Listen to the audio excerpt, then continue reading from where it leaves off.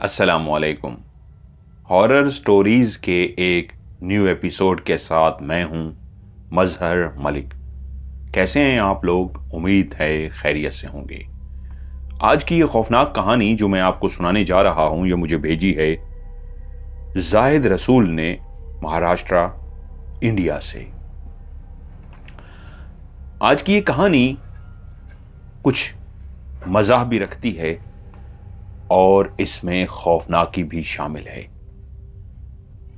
कहानी को सस्पेंस बरकरार रहे और आप कहानी का अपने आप को हिस्सा महसूस करें, इसलिए जब आप लोग मुझे कहानी भेजते हैं तो बाज़-औक़ात खुद से भी मैं कहानी की तरतीब आगे पीछे इस तरह करता हूं कि कहानी का सीक्वेंस भी आपको अच्छा लगे और सुनने में भी मज़ा आए। कहानी का पहला किरदार, जिसका नाम है अब्दुर्रहमान उर्फ पीर बाबा रहमान शाह। अब्दुर्रहमान, जिनके वालिद साहब वाकई गांव के एक ऐसे इमाम मस्जिद थे जो अपनी जिंदगी में कई ऐसे वज़ाइफ करके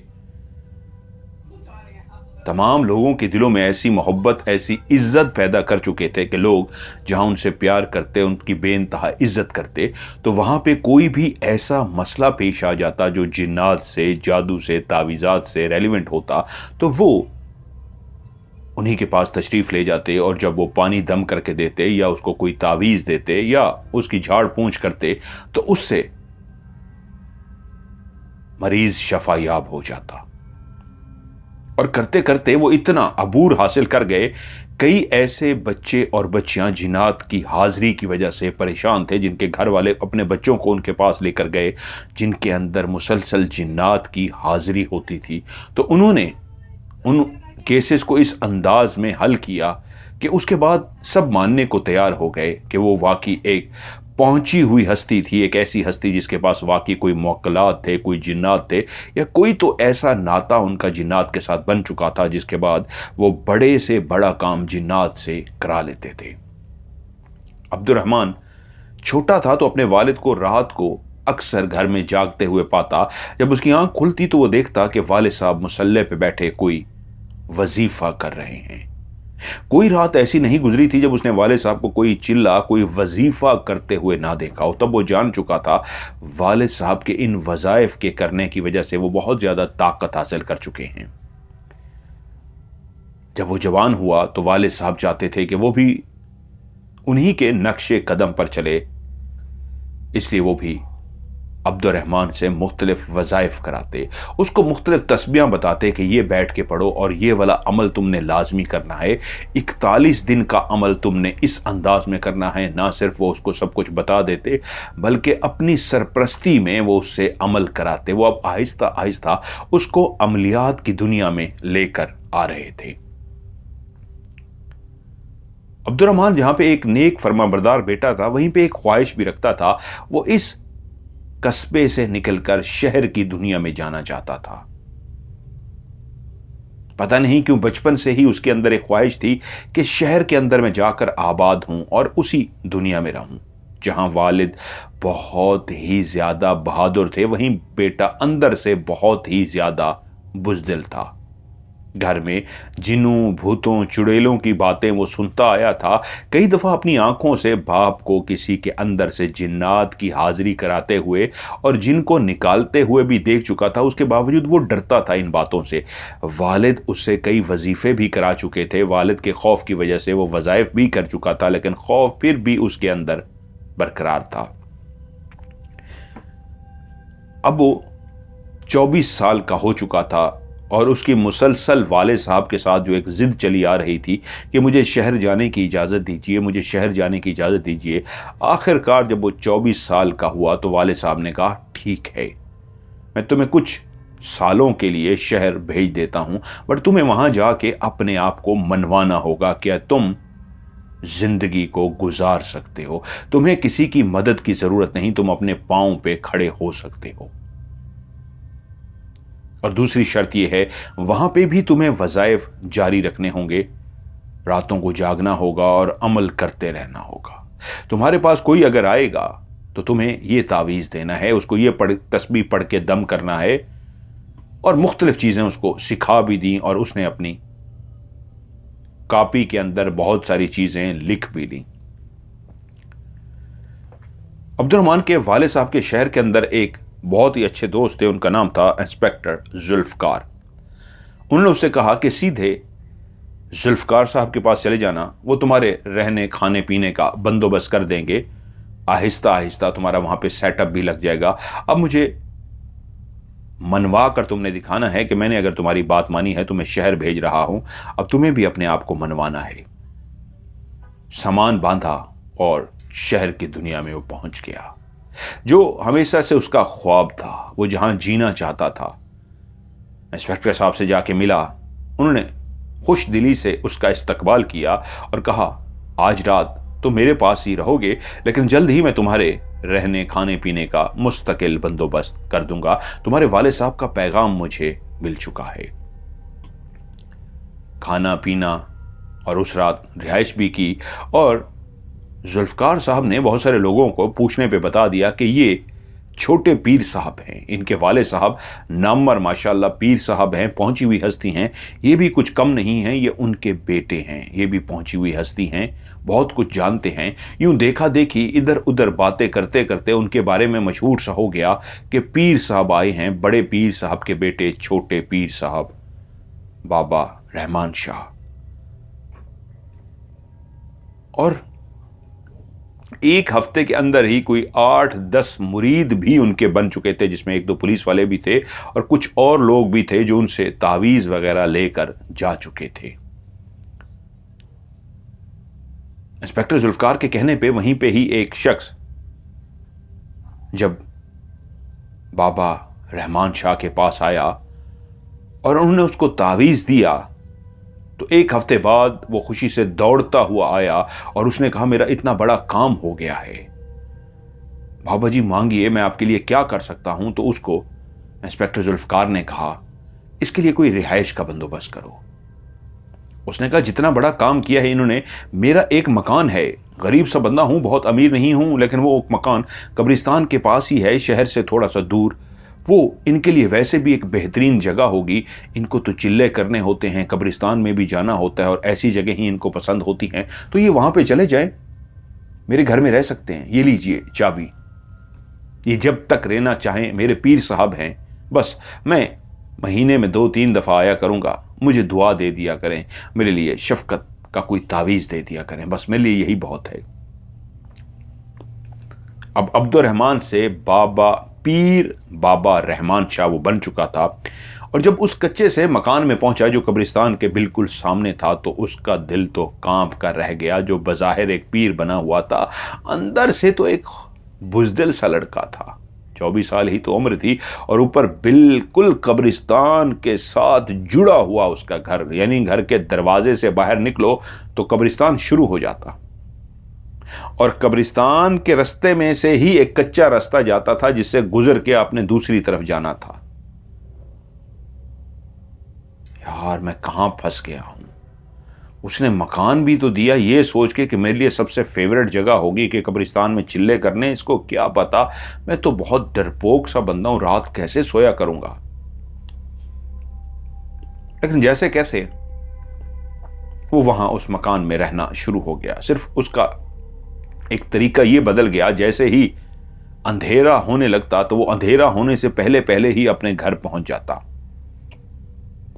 क्योंकि शहर से थोड़े ही फासले पे अलग जगह पे बना हुआ मकान था। उसको अगर शहर भी जाना होता तो दिन की रोशनी में सुबह सुबह चला जाता, शाम का अंधेरा फैलने से पहले ही वापस इसलिए आ जाता कि उस कब्रिस्तान के रास्ते से उसको गुजरना पड़ता था। वो रास्ता क्या था, एक बड़ी सी चौड़ी सी सड़क निकाल दी गई थी जो कच्ची सड़क थी, कच्ची मट्टी से बनी हुई। उसके लेफ्ट और राइट कब्रिस्तान था। असल में तो कब्रिस्तान पहले जब ये कच्ची सड़क थी तो एक ही सिमत पर मुश्तमिल था, लेकिन बाद में दूसरी सिमत भी कब्रिस्तान आबाद हो गया और इस कच्चे रास्ते को छोड़ दिया गया।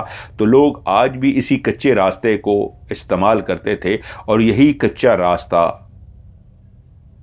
पीर रहमान बाबा के घर के बिल्कुल सामने भी जाता और उससे आगे भी चला जाता। रहमान शाम से पहले घर पहुंच जाता और जल्दी खाना वगैरह खाकर सो जाता। उसके बावजूद जब कभी उसकी आंख खुल जाती, वॉशरूम के लिए उठता, तो छोटी दीवार होने की वजह से उसकी निगाह खुद ब खुद कब्रिस्तान की तरफ चली जाती और उसका दिल खौफ में मुब्तला हो जाता। अगर कभी रात को कब्रिस्तान की तरफ निगाह चली भी जाती तो वो डर की वजह से सो ना सकता। लेकिन उसने एक काम अभी भी जारी रखा हुआ था, अपने वज़ाइफ को। मुरीदों की तादाद बहुत ज़्यादा तो नहीं थी, लेकिन इतनी हो चुकी थी कि चंदे नजराने आकर देते तो उससे सर्कल चल जाता था। लेकिन आजकल पता नहीं क्या हुआ था, हालात इस तरह के थे कि बहुत कम ही मुरीद उसके पास आ रहे थे। उसने कहा चलो, वाले साहब का बताया हुआ एक वजीफ़ा है रिस्क में बरकत के लिए, तो वो वजीफ़ा करता हूँ, उससे ये होगा रिस्क में बरकत होगी, चलो और मुरीद मेरे पास आ जाएंगे। वो पढ़ने के लिए रात को बैठ गया। उसको पढ़ते हुए आज 7वीं रात थी। वो जैसे ही पढ़ने के लिए बैठा, उसने कमरे के अंदर मोमबत्ती जला रखी थी। मोमबत्ती बिल्कुल उसके सामने जल रही थी और मोमबत्ती की ही रोशनी पूरे कमरे के अंदर फैली हुई थी। वो आंखें बंद करके बैठा मुसलसल पढ़ रहा था कि उसको अपने पीछे से किसी के हंसने की आवाज आई। उस हंसी को सुन के चौंक पड़ा। कमरे का दरवाजा तो उसने अंदर से बंद कर लिया था, क्योंकि उसको कब्रिस्तान से डर लगता था। रात को जब वो अपने घर के अंदर चला जाता था तो पहले घर का बड़ा सा जो एक दरवाज़ा लकड़ी का था, जो एंट्रेंस था, उसको बंद करता, लेकिन दीवार एक साइड से छोटी थी जिससे कब्रिस्तान की बुलंद दरख्त नज़र आते। और जब वो सहन अबूर करके अपने 2 कच्चे कमरों पर मुश्तमिल उस हिस्से की तरफ जाता तो उसको भी अंदर से वो बंद कर लेता था। आज भी वो अंदर से बंद करके बैठा पढ़ ही रहा था कि जब हंसने की आवाज़ सुनाई दी तो वो चौंक गया। मुड़ के पीछे देखा तो एक इंसान बिल्कुल उससे थोड़े ही फासले पे खड़ा, हाथ बांधे, ऐसे जैसे कोई किसी की बात सुन रहा होता है, अपने हाथ सीने पे बांधे होते हैं, ऐसे हाथ बांधे खड़ा उसको देख रहा था और मुस्कुरा रहा था। जैसे ही उसने उस पीछे खड़े हुए इंसान की तरफ देखा तो एकदम से परेशान हो गया। मेरे कमरे का दरवाजा तो बंद है, ये कैसे अंदर दाखिल हो गया? इतना तो वो समझ गया था कि अगर कोई बंद दरवाजे से अंदर दाखिल हो सकता है तो यकीनन फिर वो इंसान तो नहीं हो सकता। उसने पीछे मुड़ के उसको देखा और कहा, कौन हो तुम? और मेरे कमरे में क्या कर रहे हो? उससे बोला नहीं जा रहा था, तो वो मुस्कुराते हुए बोला, अच्छा, मुझसे पूछ रहे हो मैं इस कमरे में क्या कर रहा हूं? एक तरफ मुझे अपना गुलाम बनाने के लिए चिल्ला भी बैठे कर रहे हो कि मैं तुम्हारी ताबेदारी में आ जाऊं, तुम्हारी गुलामी में आ जाऊं, और दूसरी तरफ मुझसे पूछ रहे हो मैं यहां क्या कर रहा हूं। चिल्ला? कौन सा चिल्ला? मैं तो रिज्क में बरकत के लिए वजीफा कर रहा हूं, मैंने कोई चिल्ला नहीं किया। उसने एक जोर से खिलखिला के कहका लगाया। जब वो पीछे खड़ा हुआ शख्स जोर से कहका लगा चुका तो बोला, तुम भूल रहे हो, तुमने ही मुझे काबू करने के लिए, अपना ताबे करने के लिए, अपना मुअक्कल बनाने के लिए ही तो बुलाया है, और देखो मैं आ गया हूं। अब ऐसा तो ना करो यार मेरे साथ। वो बड़ा फ्रेंडली माहौल में फ्रैंकली उससे इस अंदाज में बात कर रहा कि वो अजीब सा हो गया, और वो बोला, देखो मैंने तुम्हें नहीं बुलाया, जाओ यहां से। उसको कब्रिस्तान से जरूर डर लगता था, लेकिन बाप के सामने कई दफा जिन्नात की बातें, चीजें सुन के जिन्नात से शायद उसको इतना डर नहीं लगता था जितना अंधेरे और खौफ से और कब्रिस्तान से डर लगता था। वो बोला, भाई अब तो मैं आ गया हूं, अब मैं जाने से थोड़ा रहा, चलो मैं अपना तारुफ करा देता हूं। मैं एक जिन हूं और मेरा नाम जरशान है, और अब तो मैं तुम्हारा ताबे हूं, जैसा तुम कहोगे मैं वैसा करूंगा। क्या मतलब? तुम मेरे ताबे हो? मैंने तुम्हें नहीं बुलाया, जाओ मेरे से, मेरे घर से जाओ, मुझे तुम्हारी जरूरत नहीं है। जरशान उससे बोला, हमारे कबीले में भूख है, काम काज तुम्हारी तरह हम इंसान जिस तरह की दुनिया में काम काज करते हैं तुम्हारे इंसानों की तरह हम जिन्नात भी उसी तरह काम काज करते हैं और पेट की आग को पूरा करते हैं, रोटी खाते हैं। लेकिन आजकल हालात बहुत ख़राब हैं। मेरे वालिदैन बहुत गरीब हैं, मुझे भूख बहुत लगती है और मेरे लिए खाने का बंदोबस्त नहीं कर सकते, इसलिए उन्होंने मुझे कहा है जा इंसान का रूप धा और इंसान का रूप धार के अपने लिए खाने का बंदोबस्त कर।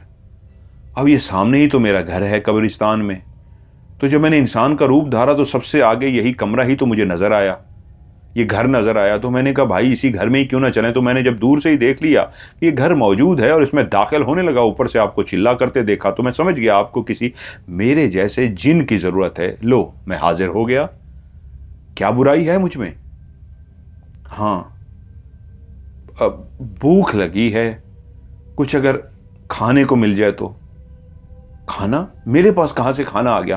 कुछ नहीं है मेरे पास खाना।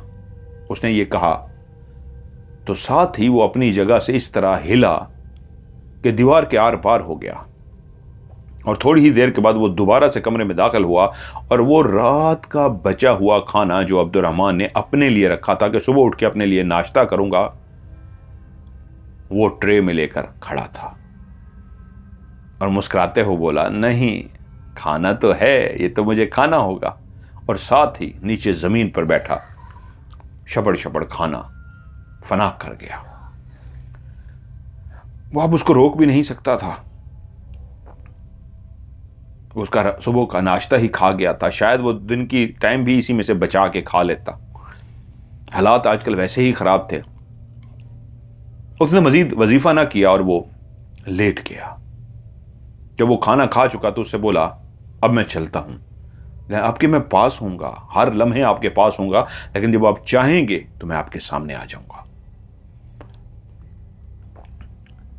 सुबह हुई, उसकी आंख खुली तो उस छोटे सी बाहर जो एक किचन टाइप सा बना हुआ था कच्चा सा, उसके अंदर बर्तनों की आवाज आ रही थी। एकदम से चौंका कि ये किचन में कौन है। जल्दी से वो अपने बिस्तर से उठा अब्दुर्रहमान और चलता हुआ जैसे ही किचन में दाखिल हुआ तो क्या देखता है कि वो जिन किचन में खड़ा नाश्ता बना रहा है। जहां उसको एक तरफ खुशी हुई कि उसको आज पका पकाया नाश्ता कोई बना के देगा, काश उसकी बीवी होती जो उसको नाश्ता बना के देती, तो वो उसके लिए नाश्ता बना रहा था। वो जिन दंदीत अपने दांत निकाल कर, बत्तीसी निकाल कर मुस्कुराया ही और बोला आपके लिए नाश्ता तैयार कर रहा हूं। उसको एक तरफ जहां खुशी हुई कि मेरे लिए नाश्ता तैयार हो रहा है, वहां पे दुख इस बात का था एक हफ्ते का जो सामान वो इस्तेमाल करता था वो पूरे एक हफ्ते का सामान एक ही दिन के नाश्ते में डाल चुका था। इतना नाश्ता किसके लिए?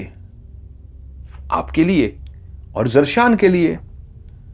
अरे ये एक हफ्ते का खाना है। तो बोला आपके लिए एक हफ्ते का है ना, मुझे तो बहुत ज्यादा भूख लगती है, तभी तो मेरे घर वालों ने मुझे कहा है जाओ इंसानों में से लेकर खाओ। आप परेशान ना हो और आ जाएगा। उसने नाश्ता तैयार किया। नाश्ता तो उसने वाकई बहुत ही मजेदार तैयार किया था। दोनों ने बैठ के नाश्ता खाया और उसके जरशान जिन के हाथ का बनाया हुआ नाश्ता अब्दुर्रहमान को वाकई बहुत पसंद आया। नाश्ता करने के बाद उससे बोला यार हालात आजकल पहले ही बहुत खराब हैं और ऊपर से तुम आगे हो, तुम्हारा खर्चा मेरे ऊपर भी, मैं कैसे बर्दाश्त करूंगा। उसने कहा आप परेशान मत हो, आपके पास लाइन लगा दूंगा, ऐसे ऐसे मुरीद आएंगे आप परेशान हो जाएंगे। और वाकई जैसे ही शाम हुई 2 मुरीद उसके घर आ गए और उन्होंने आके बताया कि हमारे घर में कोई इस तरह की एक्टिविटीज हो रही है जैसे हमारे घर में जिन्नात का साया हो गया हो। और जब वो बैठा एक आमिल बन के उनके सामने उनकी बात सुन रहा था तो उसके कान में पीछे से बोला मैं गया था इनके घर में, इनको डरा के आया हूं और ये भागते हुए आपके पास आ गए हैं, परेशान ना हो, खर्चा देकर जाएंगे। वो बोले पीर बाबा रहमान शाह आप पहुंची हुई हस्ती हैं, बहुत खौफनाक जिन्नात हैं जो हमारे घर में हैं, मेहरबानी कीजिए वो जिन निकाल दीजिए। उसने कहा तुम परेशान ना हो। उसने अपने सर को हिलाया, थोड़ी देर पढ़ाई की और उसके बाद पानी दम करके दिया और कहा जाओ इसको छिड़क देना, तुम्हारे घर में कुछ भी नहीं होगा। उसने एक नजराने के पैसे अकीदत से रहमान बाबा को दिए, चला गया। दूसरा भी आया, उसका भी इस तरह उसने ट्रीटमेंट किया, रहमान बाबा को पैसे दिए, चला गया। जब वो दोनों जा चुके तो वो एकदम से बोला, किधर है तू, सामने आ। वो हंसता हुआ दंदीसी बाहर निकाले, मुस्कुराता हुआ सामने आके जरशान खड़ा हो गया। ये क्या किया है? उसने कहा, मैंने कहा था ना मैं लाइनें लगा दूंगा। इन दोनों के बारी बारी मैं घर गया हूं, कभी बर्तन गिरा दी, कभी प्लेट गिरा दी, कभी कुछ गिरा दिया, कभी कुछ कर दिया। ये डर गए। एक के घर तो मैंने झलक भी दिखाई है, हल्की सी झलक दिखाई है। दरवाजे के आगे से गुजरा हूं, इसकी बीवी और बच्चे रोना शुरू हो गए। बस मैंने इसकी बीवी के कान में डाल दिया और वो अपने शोहर से बोली, बस कहीं से मुझे एक आवाज आई है, जाएं पीर साहब के पास। आपका नाम ही लिया था मैंने उसके कान में, देखे भागते हुए आ गए, पैसा भी दे गए। अब हमारे हफ्ते का बंदोबस्त हो गया है ना खाने का, इतने पैसे तो आ गए हैं। अब उसको लगा कि बात तो ठीक है, लेकिन ये गलत तरीका था। उसने कहा, ये गलत तरीका। उसने कहा, देखें मेरी भी भूख से बुरी हालत है, आपकी भी भूख से बुरी हालत है, कुछ तो करना पड़ेगा, इसलिए अब आप खामोश रहिए और पैसा कमाइए। अब जरशान इस तरह मुख्तलिफ घरों में जाता, डराता, और तो वो कुछ कर नहीं सकता था, उसके पास और कोई खास ताकत तो नहीं थी, लेकिन वो एक जिन तो था, डरा तो सकता था। डरा डरा के मुरीद भेजता रहा और इधर से एक ऐसा भी मुरीद आ गया जो काफी खाता पीता था। उसको तो पीर रहमान शाह ने कहा कि मुझे तुम्हारे घर चलना होगा। वो इतना डरा हुआ था, खुद भी बजीर था, मेरे घर चलिए। उसके घर में एक दरख्त मौजूद था। वो दरख्त रात को इस तरह हिलना शुरू हो जाता, इतना हिलना शुरू हो जाता कि वो बकायदा डर जाते। और जब पीर बाबा रहमान शाह वहां पहुंचे और उस दरख्त के नीचे जाके वो पढ़ाई करते रहे और उसको कहा, कौन है तू? तो ऊपर जरशान ही बैठा था, एक गरजदार आवाज में बैठा, हो मैं हूं, चला जा तू। इन्होंने मेरे बच्चे को मारा है, मैं इन सबको मार दूंगा। पीर बाबा बोले, नहीं, तू किसी को कुछ नहीं कहेगा, तू मेरी ताकत को जानता नहीं है, रुक मैं तुझे सबक सिखाता हूं। उसके बाद उसने पढ़ना शुरू किया। थोड़ी ही देर के बाद ऊपर दरख्त से चीखो पुकार की आवाजें आना शुरू हो गई, मत पढ़ो, मत पढ़ो, मुझे आग लग रही है, मुझे माफ कर दो, तुम जैसा कहोगे मैं वैसा करूंगा, मुझे माफ कर दो, मुझे माफ कर दो। एक चीखने चिल्लाने की आवाजें आती रही और बोला, ठीक है, मैं तुझे एक शर्त पे माफ करता हूं, आज के बाद इस दरख्त पे नहीं, इस इलाके में मुझे तू नजर ना आए। आज के बाद अगर तू इस इलाके में भी नजर आया तो मैं तुझे जलाकर भस्म कर दूंगा। वो ऊपर से गिड़गिड़ाती हुई आवाज में जिन बोला, मैं इस इलाके से चला जाऊंगा, कभी भी नहीं आऊंगा, जैसा आप कहेंगे वैसा करूंगा, आप बहुत पहुंचे हुए हैं, मुझे अब पता लगा है। और यूं उस दरख्त को उस जिन से पाक कर दिया गया। वो खाती पीती फैमिली का था, उसने इतने पैसे, खाना पीना, नजराने दिए कि वो खुश हो गया। और जब उस घर से पैदल चल के अपने घर की तरफ जा रहा था तो साथ चलता हुआ वो जरशान जो किसी को नजर नहीं आ रहा था बोला, क्या ख्याल है, इलाका छोड़कर चला जाऊं या यहीं पे रहूं? वो मुस्कुराते हुए बोला, यार अब तो तेरे साथ दिल लग गया है, तू कहीं नहीं जाएगा, तू मेरे साथ ही रहेगा। लेकिन दूसरी तरफ जहां पीर बाबा एक हंसी मजाक और एक जिन के साथ वक्त गुजार रहा था, वहीं पे दूसरी तरफ जिसका नाम था अख्तर, बहन भाइयों में सबसे बड़ा। अब बाप के मरने के बाद वो अख्तर जिसकी आदत पहले ही बिगड़ चुकी थी, जुआ खेलना, बुरे दोस्तों की सोहबत में बैठना, आवारागर्दी करना। बाप जिंदा था, जो भी कमाता था उसमें से वो माँ से पैसे लेकर चला जाता था और बाप ने टैक्सी चला चला के जो पैसे घर के खर्चे के लिए होते उसमें से माँ उसको भी दे देती। लेकिन बाप के मरने के बाद अब जिम्मेदारी अख्तर पे आन पड़ी। माँ ने उससे कहा, तुम्हें अब घर का खर्चा चलाना है, बाप नहीं रहा, बाकी भाई छोटे हैं, तुम बड़े हो, तुम्हारा फर्ज बनता है कि इस टैक्सी को चलाओ और घर का खर्चा चलाओ। अख्तर मान गया। वो टैक्सी जो घर वालों के सबके पेट को पालती थी, रिस्क कमा कर देखती थी, अख्तर ने 1 महीने में वर्कशॉप में उसका काम करा करा के इतना घर वालों को परेशान कर दिया और मां सर पकड़ के बैठ गई कि जब तक तेरा बाप जिंदा था इस टैक्सी ने कोई काम नहीं निकाला। अब तेरे हाथ टैक्सी के आई है, 1 महीने में ही उसका इतना काम निकलाया। हर तीसरे दिन तो उसका काम निकालता है, हमसे पैसे ले जाते हैं, तो उल्टा हमें कमा के देने की बजाय खाना शुरू हो गई है। तेरी मेहरबानी, तेरे आगे हाथ जुड़े हैं, तू छोड़ दे, ये तेरे बस का काम नहीं। गाड़ी की चाबी छोटे बेटे को दे दी गई कि बेटा तू टैक्सी चला। बिगड़ा हुआ था, बिगड़ गया मां के साथ। अच्छा, मेरे ऊपर इल्जाम लग रहा है कि मैंने चोरी की है, मैंने ये किया है, मैंने 2 नंबरी की है।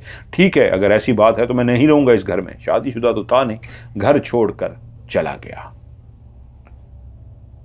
उसके घर रहने ना रहने से किसी को कोई फर्क नहीं पड़ता था। अगर वो घर में रहता तो कमा के देने की बजाय उल्टा और मां के साथ बदजुबानी करता, मां के साथ लड़ता और मां से पैसे निकलवा कर जाता। अब वो लड़कर चला गया था तो इसलिए मां ने भी सुख का सांस लिया कि शुक्र है जान छूटी।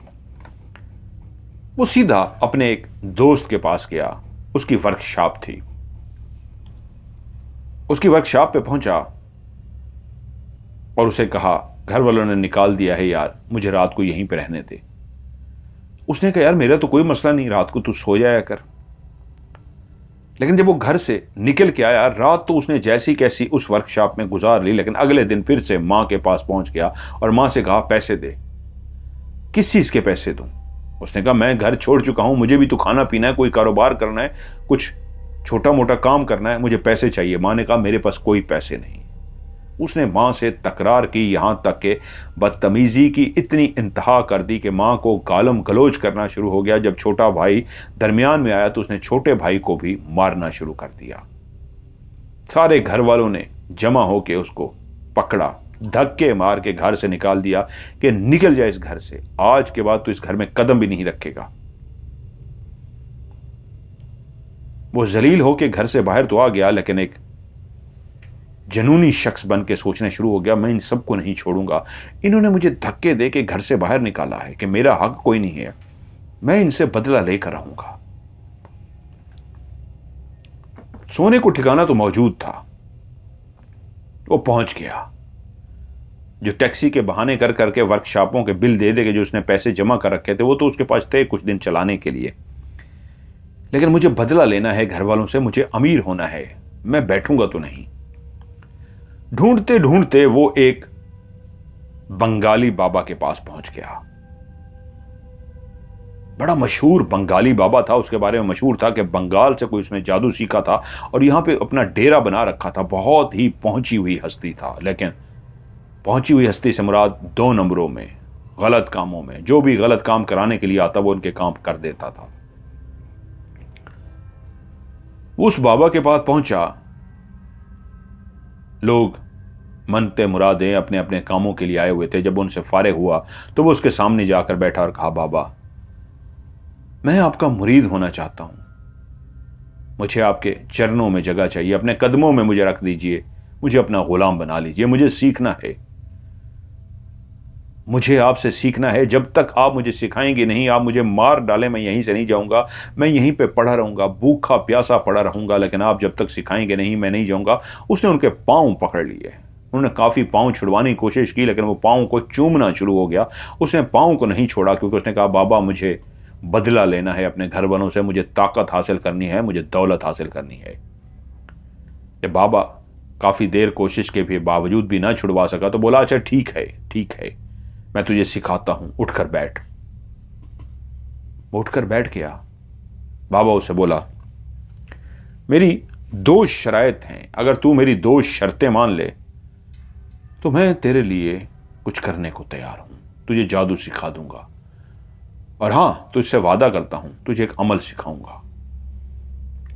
बोलो बाबा क्या करना होगा? मेरे लिए तुझे एक कुंवारी लड़की का बंदोबस्त करना होगा।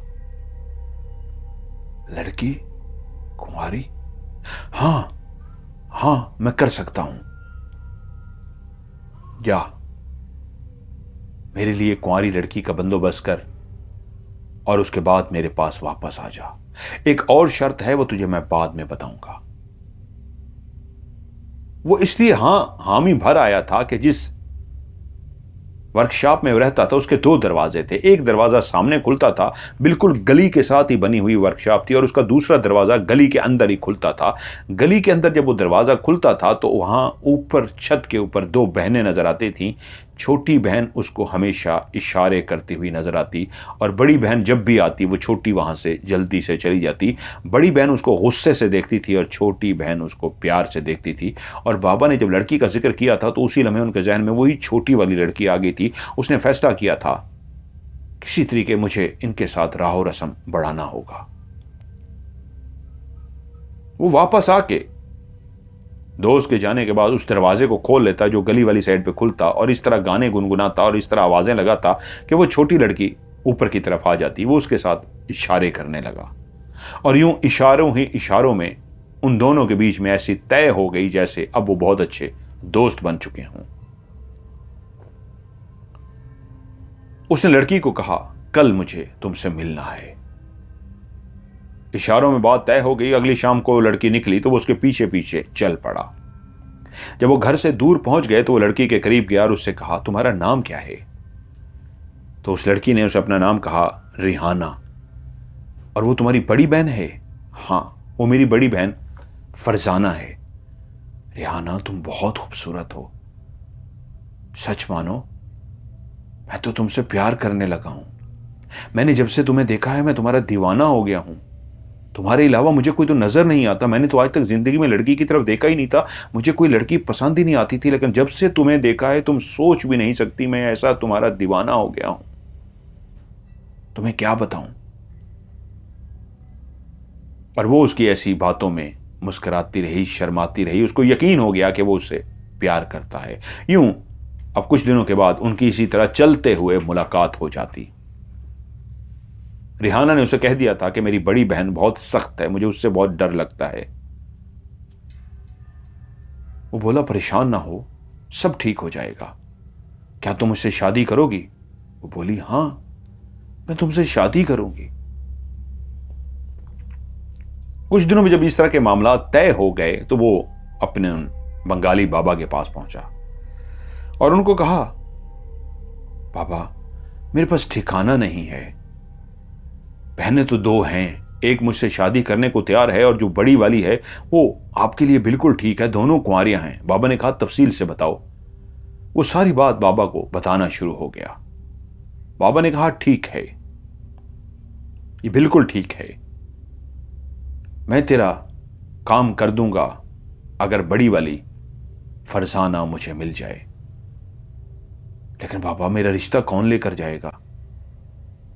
बाबा रिश्ते की बात सुन के कुछ देर सोचता रहा और कहा, पहले तो तेरे रहने का मैं बंदोबस्त करता हूं। जब तेरा रहना हो गया उसी घर वाले को कह के मैं तेरी नौकरी भी लगवा दूंगा। वही घर वाले तुझसे काम काज कराएंगे तो उनका भी काम काज करेगा, और एक और भी तूने मेरा काम करना है, क्योंकि तुझे मैंने चिल्ला सिखाना है। इसलिए तुझे मैं एक खाली बोतल दूंगा। उस खाली बोतल के अंदर तूने 41 ऐसे इंसान जो मर जाते हैं उनको जब गुस्ल दिया जाता है तो उनको गुस्ल दिया हुआ पानी, 41 इंसानों के गुस्ल का पानी तूने उस बोतल में भर के लाना है मेरे पास, और उसके बाद तू चिल्ला शुरू करेगा और मैं तेरी शादी भी करा दूंगा। तू जा, फलां घर के अंदर चला जा, वो तुझे नौकरी दे देंगे। अख्तर उस घर के अंदर गया, जाकर अपना बताया तो उन्होंने कहा, हाँ, हमें पीर साहब ने बता दिया था, क्वार्टर उसको रहने के लिए दे दिया। बड़ी सी कोठी थी, उसके पीछे क्वार्टर बना हुआ था कि ये क्वार्टर है, तुम यहां पे रहो और घर के काम काज करोगे। वहीं पे करीबी वो मस्जिद के अंदर गया और वहां नमाज शुरू कर दी और उनसे कहा कि कोई भी गुस्ल का काम आए तो मुझे बताइएगा, मैं हेल्पर के तौर पे फी सबीलिल्लाह पैसे नहीं लूंगा, वैसे ही काम कराया करूंगा। वो लोग खुश हो गए, लेकिन वो नहीं जानते थे वो एक शैतानी काम के लिए आया है। जब भी किसी मैयत को गुस्ल दी जाता तो गुस्ल देने के बाद, यानी कि जब उसके जिस्म पे पानी बहाया जाता है, जो पानी बहता है और नीचे गिरता है वो एक बर्तन के अंदर इकट्ठा किया जाता है। अमूमन लोग इस तरह करते थे, बह जाता था, लेकिन वो टेक्निक से एक बर्तन रख देता था, उसके जिस्म से गिरने वाला पानी नीचे बर्तन में जमा हो जाता और वो तरीके से उस पानी को बोतल में डाल लेता। अब उसके रहने का बंदोबस्त हो चुका था, खाना पीना से उस घर से मिल जाता था, तनख्वाह भी मिल जाती थी, लेकिन वो उस लड़की से मिलने के लिए चाहता था जो छोटी बहन रिहाना थी। 41 मुर्दों का पानी वो जमा कर चुका था, गुस्ल का पानी, और पहुंचा, ये लीजिए पीर बाबा, पानी जमा हो गया। उसने कहा ठीक है, चलो फिर तुम्हारे रिश्ते की बात करते हैं, मैं तुम्हारा बड़ा बनकर चलता हूं, रिश्ते की बात करता हूं। तुम मुझसे यही कहना कि मैं यतीम हूं, मेरे माँ बाप नहीं हैं, यही इन्होंने मुझे पाला है, मेरे पीर साहब भी हैं और मेरे माँ बाप भी हैं। वो उनको लेकर अपने दोस्त के पास पहुंचा, दोस्त को सारी बात बताई, तो दोस्त उनको लेकर, दोस्त भी, अख्तर भी और पीर साहब भी उसी घर के ऊपर वाले हिस्से पे गए जहां पे वो बेवा और उसकी 2 बेटियां, बड़ी फरजाना और छोटी रिहाना रहते थे। दुआ सलाम के बाद उस औरत ने पूछा कैसे आना हुआ, तो पीर साहब ने कहा मैं अपने इस बच्चे के रिश्ते के लिए आया हूं, मैं पीर हूं, तारुफ कराया गया और इसका शादी करना चाहता हूं। मां बाप इसके हैं नहीं, इसको मैंने पाला है, तो आज रिश्ते के लिए हाजिर हुए हैं। आपकी छोटी बेटी सलमा के लिए इसका हाथ मांगने आया हूं। वो एक बेवा थी, उसका शौहर बेचारा मर चुका था, वो भी कोई अच्छा इंसान नहीं था, ऐसे घटिया काम करता था, घर वालों को पैसा तो देता था लेकिन इतना कम और रुला रुला के कि औरत बेचारी खुद जाके घरों में काम करती थी और अपनी बच्चियों का पेट पाल रही थी। उस गरीब के पास किसने रिश्ता लेने के लिए आना था, लेकिन अगर एक पीर साहब सामने आया बैठा था और साथ में तोहफे भी लेकर आया था, वो खुश हो गई और उसने कहा मुझे ये रिश्ता कबूल है। क्योंकि वो जो नीचे, उसी घर के नीचे वो जो दुकान सी थी, वर्कशॉप, उसका वो लड़का भी गवाही दे रहा था कि मेरा ये दोस्त है, मैं इसको जानता हूं, हाँ ये अच्छा लड़का है। यूं बात तय हो गई और मिठाई मंगवाई गई। पीर साहब जब मिठाई खाने लगे तो मिठाई खाते हुए एकदम से चौंके और मिठाई को रख दिया और कहा ये मिठाई कौन लेके आया है? वो बोले मेरी बेटी लेके आई है। क्यों, क्या हुआ है? वो बोले ये मीठा है और इस मीठे को खाते हुए मैं हैरान हो गया हूं। इस घर में जैसे ही मीठा आया है, इस मीठे पे कोई असर हो गया है। बाहर कोई इस पे असर नहीं था, इस घर में ही कोई असर है। मुझे पढ़ के देखना होगा, इस घर में तो कोई असरात हैं। अख्तर पहले ही तारुफ करा चुका था कि ये पीर साहब भी हैं, इन्होंने मुझे पाला भी है, मेरे वालिद भी हैं, वालिदैन की तरह हैं। वो परेशान हो गई, औरत जात थी, और कहा देखिए आप देखिए क्या असरात हैं। आंखें बंद करके पीर साहब पढ़ना शुरू हो गए और पढ़ते पढ़ते पढ़ते थोड़ी देर के बाद बोले नहीं, असरात इस घर में नहीं, इंसानों के अंदर हैं। आप मेरे सामने काफी देर से बैठी हैं, अगर आपके अंदर असरात होते तो मैं जान चुका होता। असरात आप में नहीं हैं। और कौन कौन है इस घर में? उनको बुलाइए। और तो मेरी सिर्फ बेटियां हैं। रुकिए, मैं उनको बुलाती हूं। उसने आवाज दी। फरजाना और रिहाना दोनों वहां पे पहुंच गईं। उनको पीर साहब ने सर से पैरों तक देखा, उन्होंने सलाम किया। पीर साहब ने वालेकुम सलाम कहा बैठ जाओ। वो नीचे बैठ गई। पीर साहब ने पढ़ना शुरू किया। वो आंखें बंद करके पढ़ते रहे। दोनों लड़कियां नीचे बैठी हुई थी। पढ़ते पढ़ते एकदम से उन्होंने अपनी आंखें खोल दी और लड़कियों की तरफ मुंह करके कहा ऊपर देखो, मेरी तरफ। वो दोनों लड़कियां जो सर झुकाए बैठी थी, उन्होंने अपनी आंखें पीर साहब की तरफ दी। तो पीर साहब ने पहले छोटी बेटी की आंखों में देखा, रिहाना की आंखों में कुछ देर देखते रहे, और साथ ही उसके बाद जैसे ही उन्होंने फरजाना की आंखों में देखा, कुछ देर वो फरजाना की आंखों में देखते रहे, और उसके बाद उन्होंने सर नीचे कर लिया और कहा ये बहुत खबीस है, बहुत खबीस। अच्छा, तो ये छुपा हुआ है। छोटी बेटी को कहा बेटा तुम बाहर अंदर जाओ। रिहाना उठकर अंदर चली गई और वो फरजाना की तरफ देखकर बोला तो तेरे साथ रहता है वो? कोई बात नहीं, कोई बात नहीं, मैं इसको निकाल दूंगा। तेरी आंखें की लाली, तेरी आंखों की सुर्खी, तेरी आंखों की ये खौफनाकी बताती है कि अभी तो मैंने थोड़ा सा ही पढ़ा था और तेरी हालत ये होनी शुरू हो गई अभी, क्योंकि मैं रिश्ते की बात करने आया था। आज नहीं, अब मैं आऊंगा। आऊंगा और तुझे निकाल के रहूंगा, तुझे छोड़ूंगा नहीं। उसी वक्त मां ने भी अपनी बेटी की आंखों में देखा तो उसकी आंखें लाल सुर्ख हो रही थीं और वो भी डर गई कि बात तो सही है, इसकी आंखें खुद ब खुद लाल सुर्ख कैसे हो गईं। खैर, फरजाना को भी अंदर भेज दिया गया क्योंकि पीर साहब ने कहा मुझे अब इसको निकालने के लिए एक पूरा अमल करना पड़ेगा और जरूरी नहीं ये एक ही दिन निकल जाए, हो सकता है ये 10 दिन लग जाए, हो सकता है 21 दिन लग जाए, हो सकता है 41 दिन लग जाए। ये बहुत ही खौफनाक है। अभी मैंने इसको हाजिर ही सिर्फ करवाया था तो उसने मेरे वजूद को तकलीफ देनी शुरू कर दी थी। आज मैं तैयारी के साथ नहीं आया, एकदम मैं इसको निकालूंगा तो हो सकता है, उसने फरजाना की मां की तरफ इशारा करके कहा, आपके अंदर चला जाए, हो सकता है साथ बैठे अख्तर के अंदर चला जाए, किसी और छोटी बेटी के अंदर चला जाए। मैं नहीं चाहता ये किसी और के अंदर जाए, इसलिए मुझे इसको आहिस्ता आहिस्ता निकालना होगा, आहिस्ता आहिस्ता अमल करना होगा, ये निकल जाएगा। लेकिन पहले हम अख्तर की शादी कर लें। शादी क्या करनी थी, धूमधाम से तो होनी नहीं थी, मौलवी साहब को बुला के सादगी से निकाह करना था। मौलवी साहब को बुलाया गया, यूं दोनों की सादगी से निकाह पढ़ाया गया और वो अपनी दुल्हन को लेकर अपने क्वार्टर में पहुंचा, जिस घर के अंदर उसको क्वार्टर मिला हुआ था। 3-4 दिन वो दुल्हन उसके साथ रही, लेकिन उसके बाद ही पीर साहब का हुक्म था कि अपनी बीवी को अब घर भेजो और तुम पीछे अमल शुरू करो।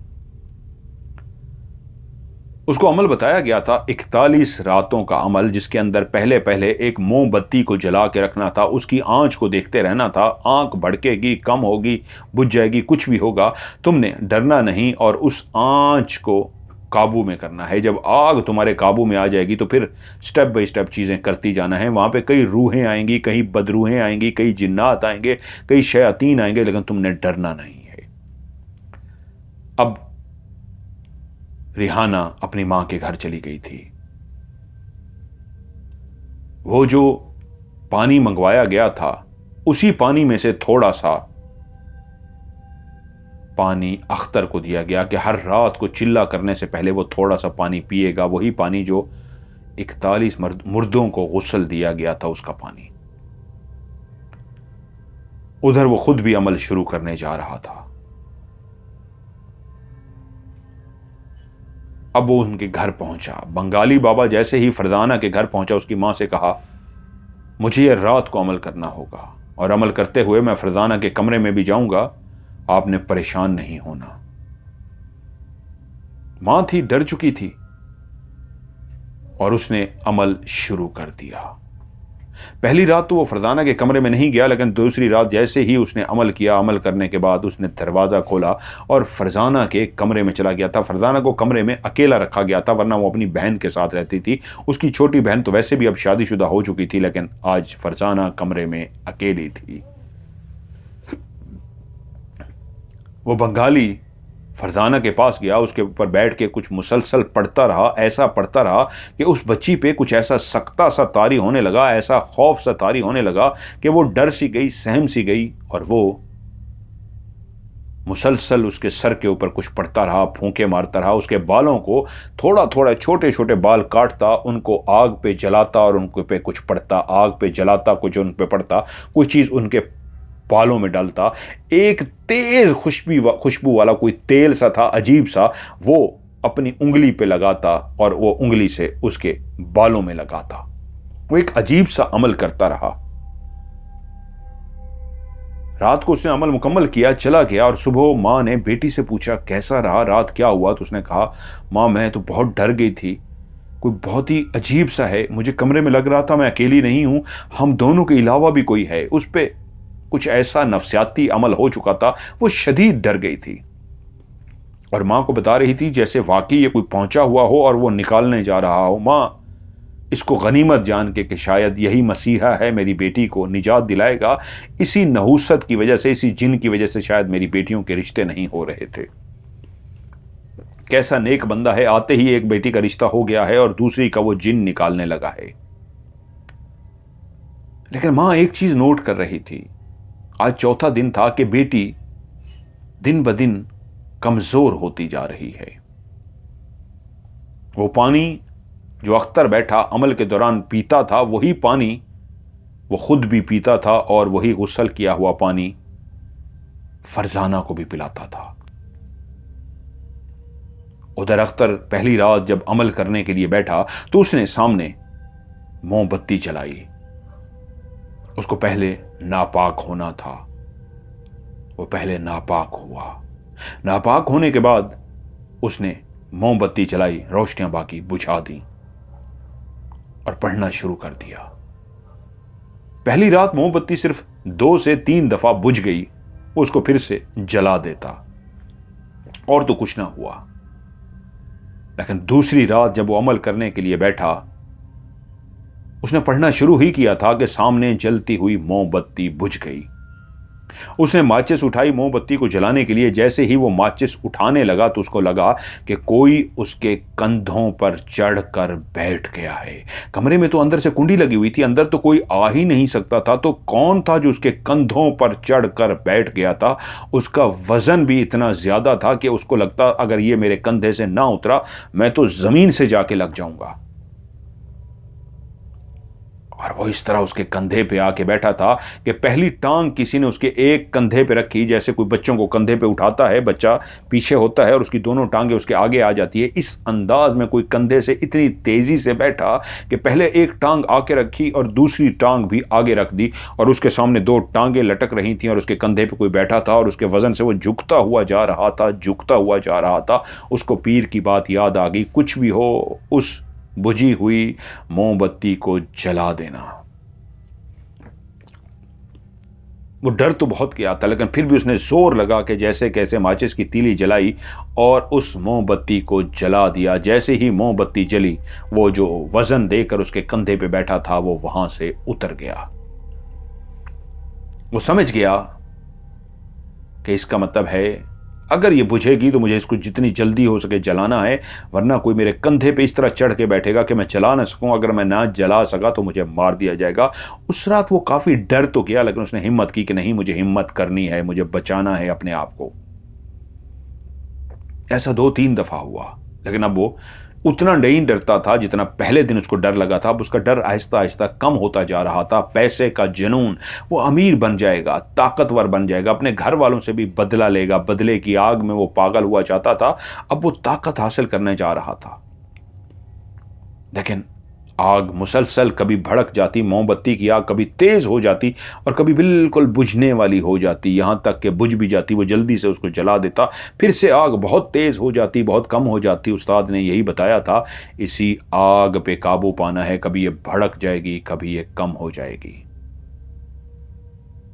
लेकिन वो सिर्फ गर्दन पर कोई सवार नहीं हुआ था, बल्कि दिन ब दिन उस चिल्ले के दौरान कभी कमरे में किसी बिल्ली की मौजूदगी का एहसास होता कि कोई पास ही बिल्ली बैठी है और एक गुर्राने वाली आवाज निकाल रही है, जिससे वो सहम जाता। उसके बोलने की, गुर्राने की आवाज ऐसी होती, वो डर जाता लेकिन अमल को जारी रखता। फिर एक दिन उस तरह दिया बुझ गया, मोमबत्ती बुझ गई। जैसे ही मोमबत्ती बुझी, उसको अपनी कमर पे बिल्ली का पंजा महसूस हुआ। इतना जोर से उस बिल्ली ने पंजा मारा कि वो आग जलाना भूल जाए और दर्द की तकलीफ में मुब्तला हो जाए, कि अपनी कमर को सहलाने लगे और उस तकलीफ को महसूस करते हुए मोमबत्ती को जला ना सके। वाकई तकलीफ बहुत ज्यादा थी, लेकिन अब इतना वो समझ चुका था कि अगर मैं तकलीफ में पड़ गया और मोमबत्ती को ना जलाया तो नुकसान हो जाएगा। उसने फिर भी तकलीफ की परवाह ना करते हुए, उसके मुंह से दर्द से चीखें निकल रही थी हल्की हल्की, फिर भी उसने माचिस को जलाया और मोमबत्ती को जला दिया। उधर बंगाली रोज रात को अब फरजाना के कमरे में जाता। फरजाना दिन ब दिन कमजोर होती जा रही थी। इतनी कमजोर होती जा रही थी कि मां को समझ ना आती, क्योंकि उसका बोलना भी बंद हो गया था। अभी 11वां ही दिन था कि वो हड्डियों का ढांचा हो गई और वो खाना पीना भी छोड़ गई। माँ कोई सवाल जवाब करती। वो छठा सातवां ही दिन था जब माँ से बातचीत करना भी छोड़ दिया उसने। और वो माँ ने पूछा, मेरी बेटी बोल नहीं रही, मैं बात कर रहा हूँ, मैं अपनी बेटी से बातें करती हूँ, वो जवाब नहीं देती। तो वो बोला, वो बहुत ताकतवर है, वो शैतान है, उसको निकालने के लिए मुझे बहुत कोशिश करनी पड़ेगी। आप परेशान ना हो, वो निकल जाएगा, वो निकल जाएगा, वही कर रहा है, आपकी बेटी पे कब्जा किए हुए है। उधर 11वें दिन तो बिल्कुल उसके खाना पीना खत्म हो गया। 19वीं रात थी जिस दिन फरजाना मर गई, क्योंकि वो बंगाली सिर्फ पढ़ाई नहीं करता था, उसके ऊपर एक ऐसा अमल कर रहा था कि उसके साथ गुनाह करता, ऐसा गुनाह जिससे उस बेचारी की, मासूम की रूह भी कांप गई थी। और वो उस गुनाह के दौरान एक अमल करता रहता, वो गुनाह भी करता रहता और अमल भी करता रहता। और वो मासूम 19वीं रात ही अल्लाह को प्यारी हो गई। वो उस वक्त अपना अमल जब मुकम्मल कर रहा था, एक गुनाह कर रहा था, गुनाह कबीरा उसके साथ जिस्मानी ताल्लुक बनाते हुए एक वजीफा नहीं, एक चिल्ला कर रहा था, काला जादू कर रहा था। तो वो अपने अमल से मुकम्मल हुआ, घर चला गया और सुबह उसकी मौत वाक़ई हो गई। मां को जब पता चला, वो पहले ही तड़प चुकी थी, पहले ही परेशान हो गई थी, रोती पीटती, कुछ समझ ना आया, भागती हुई थाने पहुंची। जाके थाने सारी बात बताई कि उस पीर ने मेरी बेटी को मार दिया है और वो मेरी बेटी की इज्जत लूटता था, आबरू रेजी करता था, उसके जिस्म से खेलता था, वो शैतान है। पुलिस ने छापा मारा और उस सोए हुए बंगाली को गिरफ्तार कर लिया, उसको जेल में डाल दिया गया। लेकिन वो एक असर रसूख वाला था, उसने पैसे वगैरह दे के क्या करके संतरी से कह दिया, ये लो पैसे, मेरा अमल अभी मुकम्मल नहीं हुआ, मुझे एक अकेली जेल में बंद करो, मेरा अमल मुकम्मल हो जाएगा, मैं तुम्हें इतनी दौलत दे दूंगा तुम सोच भी नहीं सकते। उधर अख्तर के लिए भी पुलिस ने छापे मारे। अख्तर को पता चल चुका था, आहो बुकार का पता लग गया था। जब ऊपर उसको बताया गया कि मौत हो गई है तो वो वहां से फरार हो गया। लेकिन वो जानता था कि उसको अमल अपना भी लाजमी मुकम्मल करना है। वो एक और दोस्त की दुकान में गया और जाकर छुप गया, ये बहाना करके मैं रात को यहीं पे सोया करूंगा। और वो रात को ना सिर्फ वहां पे सोने के बहाने अमल करता, उसको बस ये था कि 41 रातें मेरी मुकम्मल हों और मैं अपना ये अमल मुकम्मल जैसे ही कर लूंगा, मेरे पास दौलत भी आ जाएगी, ताकत भी आ जाएगी। उस शैतानी अमल ही ऐसा था जिससे वो जान चुका था, इतनी चीजें देख चुका था कि उसको यकीन था कि वो ताकतवर हो जाएगा। उधर पीर साहब बंगाली बाबा जेल तो पहुंच गया, लेकिन एक रात भी वो मिस नहीं कर सकता था। पैसे वगैरह दे के उसी रात ही उसने अपनी एक अलग जेल में जगह ली, खाली जेल में, और मोमबत्ती जलाई और उसने अमल शुरू कर दिया। एक रात तो उसने अमल कर लिया, लेकिन जब दूसरी रात वो अमल करने के लिए जैसे ही उसने अपनी सामने मोमबत्ती को जलाया और अमल करने के लिए खड़ा हुआ, तो उसी वक्त एक ऐसा कहका सुनाई दिया, एक ऐसा मर्दाना कहका सुनाई दिया कि बाकी कैदी जो दूसरी जेल में सोए हुए थे वो सारे डर गए। ऐसे लग रहा था जैसे पूरी जेल, पूरी वो बिल्डिंग गूंज रही हो। वो जो पहरे पे सिपाही थे भागते हुए जेल के करीब गए तो क्या देखते हैं कि वो आमिल जो चिल्ला कर रहा था दूसरी ही रात, उसको जैसे किसी ने गर्दन से पकड़ के छत के साथ लगा रखा था। ऐसे था जैसे कोई जमीन पे खड़ा हो जो नजर नहीं आ रहा था, लेकिन उसके दोनों हाथों से उसने उसकी गर्दन को पकड़ा हो और उसको छत के साथ लगाया हुआ था। और वो बचाओ बचाओ की आवाजें निकाल रहा था, लेकिन कोई उसको बचाने वाला नहीं था। वो काफी देर चीखता रहा, यहां तक कि बाकायदा पहरेदार पुलिस वालों ने देखा किसी चीज ने उसको उठा उठा के दीवारों में मारा था। ऐसी जोर से दीवारों में मारा था कि कैदी भी बाद में एसएचओ के सामने, इंस्पेक्टर के सामने गवाही दे रहे थे कि हमने आवाजें सुनी थी, वाकई उसको किसी चीज ने मारा है। उस चीज ने उसको तड़पा तड़पा के मार दिया था, लेकिन जानता कोई भी नहीं था क्या हुआ है, वो मर चुका था। सुबह इंस्पेक्टर जुल्फकार परेशान हुआ। उसको बताया गया कि वो मर गया है, कैसे मरा है, वजह किसी को नहीं पता। इस तरह रात को चौकीदारों ने, पहरेदार पुलिस वाले जो पहरा दे रहे थे, उन्होंने बताया ये सब कुछ हुआ है। और वो फौरी तौर पे तैयार हो गया कि अगर इस मामले में मेरी कोई मदद कर सकता है। एक मफरूर था जिसकी तलाश जारी थी, जिसका नाम अख्तर था, और एक के साथ ये हो चुका था। उसके फौरन जहर में, इंस्पेक्टर जुल्फकार के जहन में फौरन पीर रहमान बाबा आया, जो पहली दफा उसके पास आया था, जिसने उसकी रिहाइश का बंदोबस्त किया था। अब वो कब्रिस्तान के करीब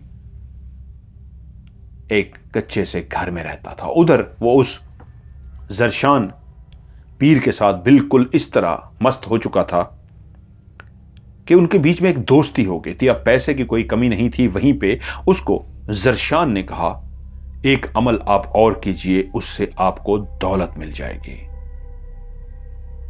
वो उसकी बातों में आ गया और उसने उससे 11 रातों का कह के एक अमल शुरू करने का कहा। अभी अमल शुरू किए हुए उसको दूसरी रात थी कि वो बैठा अमल ही कर रहा था कि पीछे से एक आवाज आई, क्या हुक्म है मेरे आका। वो एकदम से चौंक पड़ा। ये आवाज तो एक औरत की थी। उसने जैसे ही पीछे मुड़ के देखा तो पीछे एक भयानक शक्ल वाली औरत खड़ी थी। उस औरत को देख के चौंक भी गया और डर भी गया कि ये कैसी औरत है। तुम कौन हो। वही आका जिसको आपने ताबे किया है, जिसको आपने बुलाया है, जिसका आपने अमल किया है। मैंने तो ये अमल नहीं किया। मैंने तो एक और अमल कर रहा था। तो पीछे से एक कहका सुनाई दिया। यह जरशान का कहका था। हां, आपने इसी को ही बुलाने का अमल किया था। यह कोई दौलत का अमल नहीं था, इसी को ही आपने बुलाया था। क्या मतलब? मैंने कब बुलाया? तुमने कहा था, मैं अमल कर रहा था। तो वो हंसी हंसता हुआ बोला, अब अपनी शक्ल को थोड़ा सा बेहतर कर लो ना, ये डर रही हैं। वो ऐसी खौफनाक भयानक शक्ल में थी कि वो वाकई डर रहा था। वो एक बदसूरत शक्ल में खड़ी थी। उसी वक्त अपने रूप को उसने चेंज किया तो एक खूबसूरत लड़की में बदल गई। और वो उससे बोला, ये मेरी होने वाली बीवी है, मैं इससे प्यार करता हूं और मैंने ही आपसे यह अमल कराया है कि आप इसको बुला सकें। आपने इसको बुला लिया है ना, अब ये भी मेरी तरह आपकी ताबे है, अब ये भी मेरी तरह आपके पास रहेगी। वो उससे बोला, ओ यार, मैं तो तेरा खर्चा नहीं उठा सकता, तू इतना खा जाता है, इतना मेरा खर्चा कराता है, अब इसको भी मुझे खिलाना होगा। बोला, हां, हम दोनों मिलके आपके काम करेंगे। आप जो भी हमें काम कहेंगे हम दोनों मिलके कराया करेंगे, बट आपको एक छोटा सा हमारा काम करना होगा। क्या क्या काम? हम दोनों चले जाएंगे, आपकी जान छोड़ देंगे, बस एक काम करा दीजिए। बोली, क्या काम?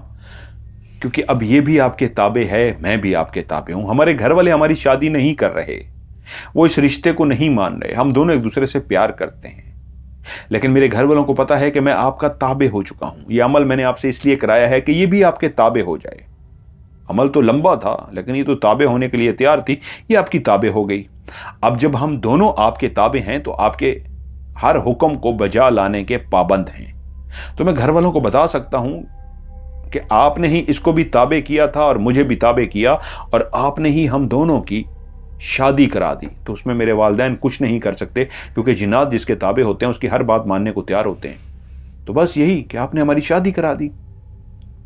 वो समझ गया, टेक्निक से वो खेल खेल गया था। वो बोला, ठीक है, इस पे सोचते हैं। उधर इंस्पेक्टर जुल्फकार उसके घर पहुंच गया। वो उसको देख के चौंक पड़ा। बड़ी आओ भगत की, उसके लिए खाना शाना रखा गया। उसने कहा, मुझे कुछ भी नहीं करना, मुझे तुम्हारी मदद चाहिए। उसने कहा, क्या?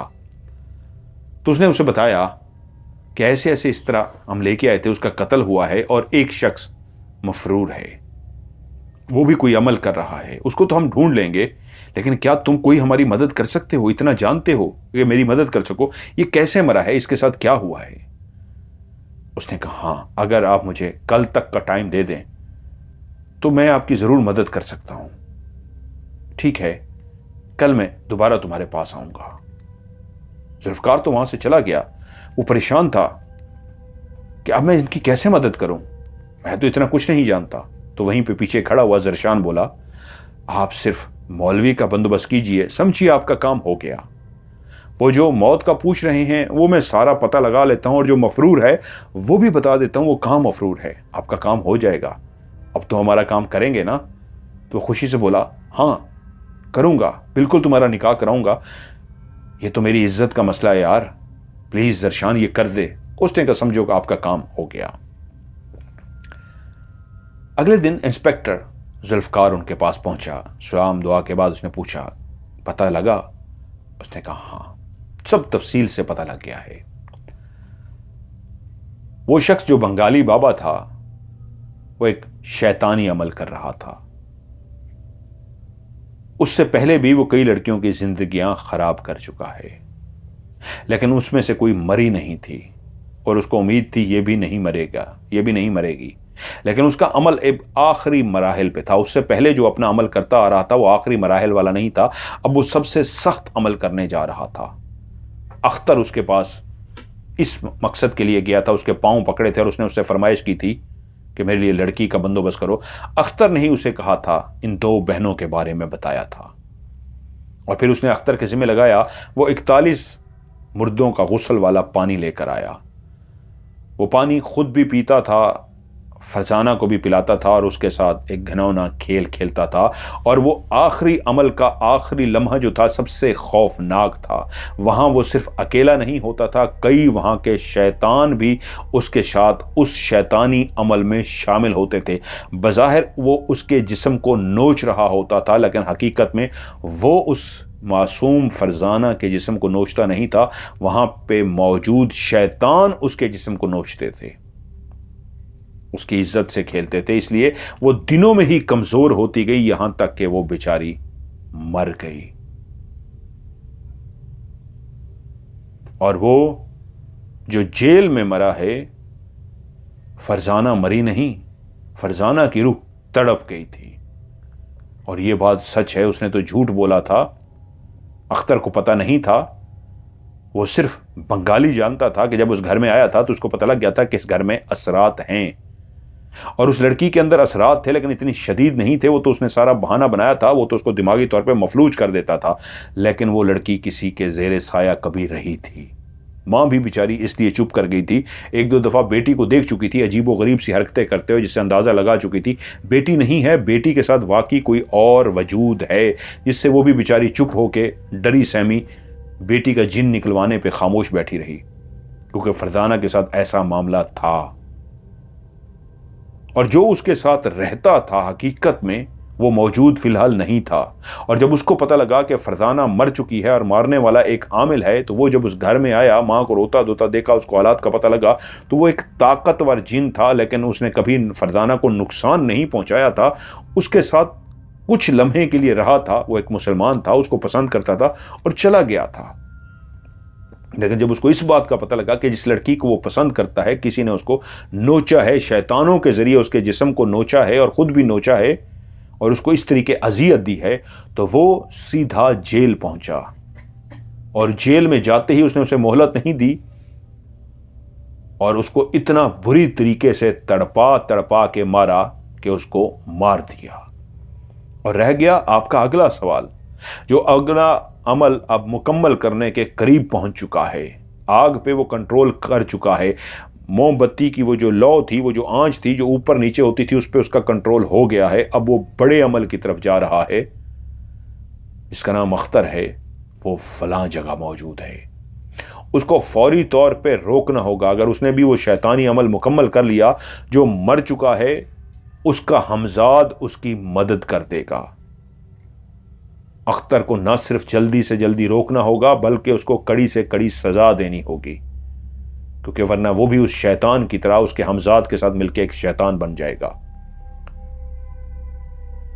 इंस्पेक्टर जुल्फकार बोला, तो देर मत करो, चलो बताओ वो कहां है। वो उसको लेकर चल पड़े।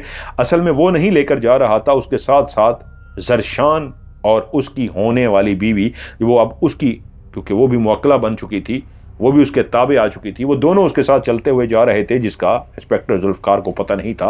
वो उनको लेकर सीधे उस जगह पे पहुंचे जहां पे दिन को वो सोता था और रात को वो अमल करता था। जुल्फकार ने जाके उसको गिरफ्तार कर लिया और उसके कब्जे से खून की एक बोतल भी निकली, और वो एक गलीज खून था जो जमा किया गया था, जिसके ऊपर वो बैठा अमल करता था। इंस्पेक्टर ने ना सिर्फ उसको गिरफ्तार किया, बल्कि जब उससे बयान लिया गया तो सारी बातें जो पहले ही अब्दुर्रहमान बता चुका था, एज इट इज वही सारी बातें उसने बता दी कि वो कैसे गया, कैसे उसने पांव पकड़े, कैसे उसने कहा, कैसे उसने लड़की के लिए कहा, कैसे उसने उनको बताया कि 2 बहनें फरदाना और रिहाना। वो सारी बातें उसने मार पड़ते ही बता दी।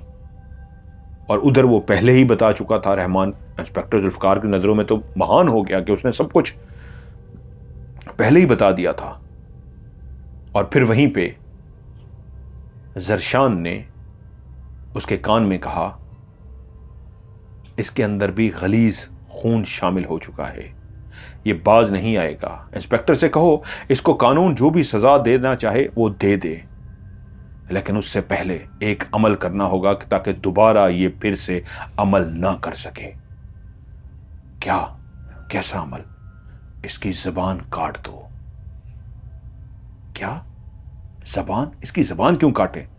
इसलिए कि वो इस जबान से जो जो कुछ कर चुका है, इसकी जबान को काटना होगा, नहीं तो इसके अंदर ताकत मौजूद रहेगी। इसने इस जबान से ऐसा कुछ गलीज किया है कि आप सोच भी नहीं सकते। और यहां बताना जरूरी नहीं है। और जब बता दिया गया तो उन्होंने कहा, इंस्पेक्टर साहब देर मत कीजिए, इसके जादू के असर को ज़ायल करना है, इसको वापस एक आम इंसान की तरह लेके आना है ताकि उसके बाद कानून इसको अपनी मर्जी की सजा दे सके। इसकी फौरी तौर पे ज़बान काट दीजिए। इंस्पेक्टर परेशान हो गया कि ये तो ज़बान काटना मतलब क्या, मुझे कायल करो। तो उन्होंने कहा,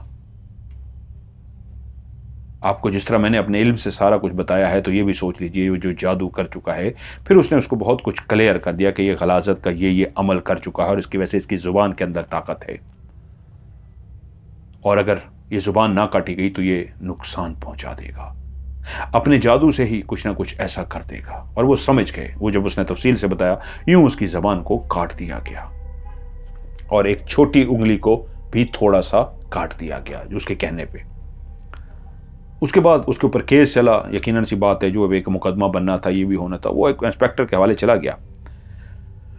उधर से फारिग होके वो जैसे ही अपने घर की तरफ जा रहा था तो जरशान और उसकी महबूबा मुंतजिर थे कि आपने वादा किया था हमारी शादी कराने का, अब अपना वादा पूरा कर दीजिए। उसने कहा, हाँ मैंने वादा किया था, तुमने मेरा बहुत बड़ा मसला हल कराया है, मैं जरूर तुम्हारी शादी कराऊंगा। उसने मौलवी साहब को बुलाया, वो दोनों को कहा इंसान के रूप में रहना और कोई ऐसी हरकत ना करना कि जिससे उनको पता लगे कि तुम जिन्नात में से हो।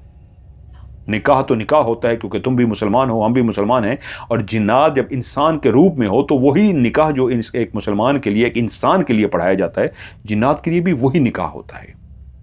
हाँ, अगर पढ़ाने वाले को डर लग जाए कि ये जिन बैठा है, वो निकाह ना पढ़ाए, वो उसकी मर्जी है। वरना अगर जिन इंसान के रूप में हो, मर्द या औरत, उसका भी निकाह पढ़ाया जाएगा तो यही इंसानों वाला, मुसलमानों वाला निकाह पढ़ाया जाएगा।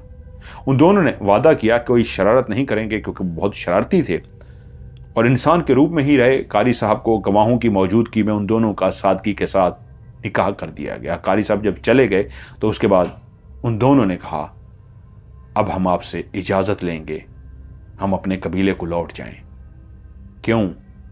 अब हमारी शादी हो चुकी है और हमारे घर वाले अगर पूछेंगे तो हम यही बताएंगे कि हम आपके ताबे थे और आपने अपने ताबे रख के हमारी शादी ज़बरदस्ती करवाई और उसके बाद हमें आज़ाद भी कर दिया। मेरे वालिदैन में से कोई आके अगर आपसे पूछना भी चाहेगा तो आप यकीनन ये गवाही दे देंगे कि हाँ आपने ही किया है। उसने कहा, हाँ मैं ज़रूर गवाही दे दूंगा, तुम लोग जा सकते हो, मेरी तरफ से आज़ाद हो। लेकिन जाने से पहले जरशान ने कहा, मैं जा नहीं रहा, आप जब भी मुझे याद करेंगे मैं ज़रूर आऊँगा। और मैं अकेला नहीं, मेरी ये महबूबा भी जो अब मेरी बीवी बन चुकी है, ये भी इसी तरह आपकी। हकीकत में आपने कोई ऐसा अमल नहीं किया मेरे घर वालों को बताने के लिए मैंने ऐसा अमल करवाया कि हम आपके गुलाम हैं, आपके चिल्ले के ज़रिए आपके ताबे हो गए हैं। लेकिन यकीन नहीं मानिए, आप जब भी हमें याद करेंगे हम दोनों को, हम आपके पास मौजूद होंगे आपका हर हुक्म बचा लाने के लिए। वहीं पे उसने कहा, यार तुम लोग जाते रहे हो, सच्ची बात यह है अब मैं उदास हो जाऊंगा, तुम्हारे बगैर मेरा दिल नहीं लगेगा। तो वहीं पे ज़रशान ने उसे कहा, नहीं, आपके लिए कहीं और रहने का बंदोबस्त हो गया है, अब आप यहां नहीं रहेंगे, 1-2 दिन तक आपको पता लग जाएगा और हम आपकी सामने आके भी और आपकी गैर मौजूदगी में भी जितनी आपकी मदद कर सकते हैं हम करते रहेंगे। उन दोनों को उसने एक किस्म का आशीर्वाद दिया, सलामी दी, प्यार दिया, उनको रुखसत किया, वो चले गए। और 2 दिन का जिस तरह कह के गए थे उसी तरह ही इंस्पेक्टर जुल्फ़िकार ने कहा, आपके इस केस को हल करने के वैसे कई लोग आपके मजीद वो हो चुके हैं और आपके लिए एक जगह का और बंदोबस्त हो गया हुआ है। एक बहुत बड़े रईस ज़ादे थे, उनका एक घर था, बहुत आलीशान तो नहीं था लेकिन काफ़ी बड़ा घर था, वो उन्होंने अब्दुर्रहमान को दे दिया था। अब अब्दुर्रहमान वहां पे बैठते और वहां पे इतना एक रश लगा होता था। इंस्पेक्टर जुल्फ़िकार ने बताया था कि मेरी जब उनसे बात हुई थी, उनकी बेटी का एक मसला था, तो मैंने कहा था मेरे पास एक ऐसी हस्ती मौजूद है जिसने मेरे इतने बड़े केस को हल किया है, आपके मामले को भी हल कर देंगे। और जब अब्दुर्रहमान को उनके पास लेके गए, उनकी बेटी का मसला था, तो अब्दुर्रहमान ने हल कर दिया था और उसके बदले उन्होंने वो वाला घर उनको तोहफे में दिया था। उनकी बेटी का मसला कोई भी नहीं हल कर पाया था, कितने अरसे से वो लगे हुए थे, और जब उसने जाते ही मसला हल कर दिया तो खुशी से वो तोहफे में उन्होंने घर अब्दुर्रहमान के ही नाम कर दिया था, उसको तोहफे में दे दिया था। वो बहुत अमीर कबीर फैमिली थी। और फिर अब्दुर्रहमान वहाँ बैठना शुरू हुआ, उसके कई मुरीद हुए, यहाँ तक कि उसने अपने वालदैन को भी वहीं बुला लिया और उसके बाद सारी ज़िंदगी वहीं पे आबाद रहा। वो बहुत अल्लाह वाला हो गया था, बहुत नेक हो गया था, उसको पैसे की चीज़ों की ज़रूरत नहीं थी। अब उसके कई मुरीद थे, नौकर चाकर सब कुछ उसके पास था, लेकिन वो हकीकत में एक अल्लाह वाला हो गया था, बिल्कुल अपने वालिद की तरह। दुनिया की ख्वाहिश, दुनिया की हसरत सब उससे निकल गई थी। और लोग बताते हैं कि वो दोनों उसके पास फिर भी आते थे और उससे मिलते थे। आप लोगों को ये कहानी कैसी लगी नीचे कमेंट्स में ज़रूर बताइएगा। वीडियो को लाइक कीजिएगा और दोस्तों के साथ शेयर ज़रूर कीजिएगा।